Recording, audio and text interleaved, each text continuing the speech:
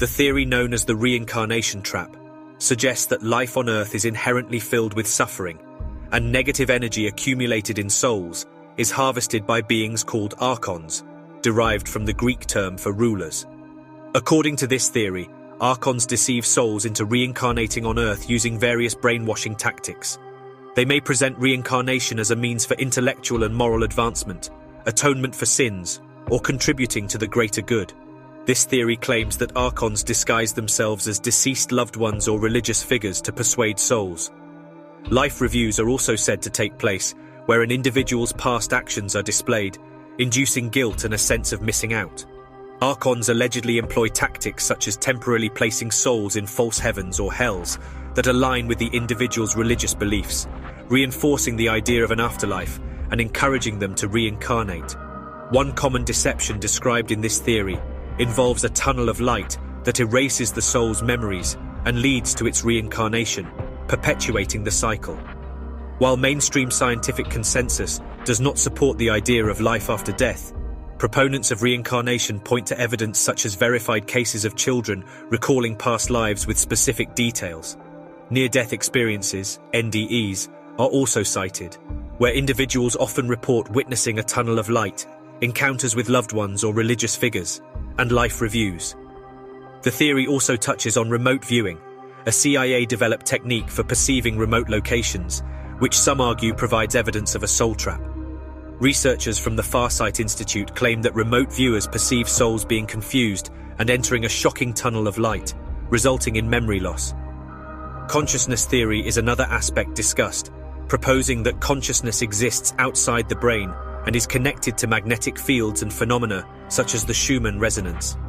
The elementary source of consciousness is believed to be electromagnetic waves, which could explain out-of-body experiences, astral projection, and remote viewing.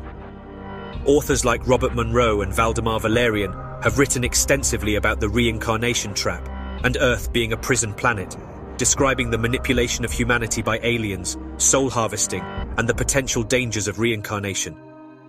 In recent years, a growing number of individuals have come forward to share their profound experiences that challenge the touchy-feely optimism often associated with New Age beliefs.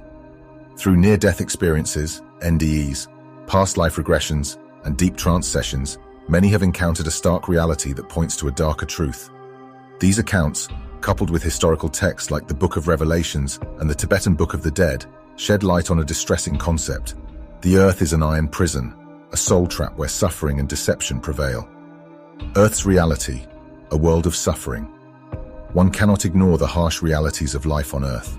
Global warming, environmental collapse, socio-economic inequalities, wars, disease, and various forms of abuse perpetuate a cycle of suffering.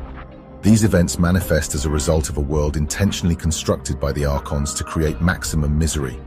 The laws of physics, such as the second law of thermodynamics, were meticulously tailored to amplify karmic suffering experiences, generating a specific type of energy called loosh. This energy is derived from shattered dreams, lost hope, and the anguish of innocent victims. Unfortunately, these instances are not mere conjecture, but grim realities that occur within our world. The mandatory cycle of punitive reincarnation. Earth, as a prison planet, operates on a system of mandatory punitive reincarnation. Souls are trapped in an endless cycle of rebirth, subjected to karmic penalties set to the maximum extent. For each transgression committed in one life, a corresponding punishment awaits in the next.